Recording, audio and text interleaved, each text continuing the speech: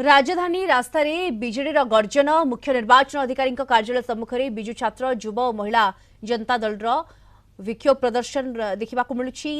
Special intensive revision SIR रे राज्य में लक्ष लक्ष वोटर का ना वोटर तालिका काटी दि जाइए। प्राय 9,80,000 वोटर का ना तालिका बाद पड़ता अभियोग कर बीजेडी। तेणु सरकार संशोधन कर पुनर्बार वोटर का तालिका आकलन करंतु बोली बीजेडी दाबी कर।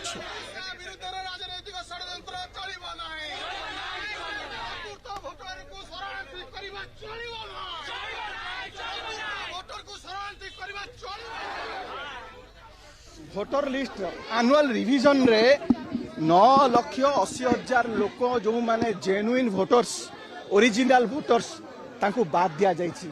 एटा कोनोसी प्रशासनिक त्रुटि नुह, ये गोटे राजनैतिक षड्यंत्र, ये अत्यंत चिंताजनक। ये दर्शाउछि जे इलेक्शन कमिशन हाथबारिश होइचंती। वर्तमान जो मानकर परिचय कटिगला से माने निज घरे आज शरणार्थी आमको शरणार्थी एमाने सजाई दौरान रेफ्यूजी कर दौरान कौन पाई जदि आपको पुनर्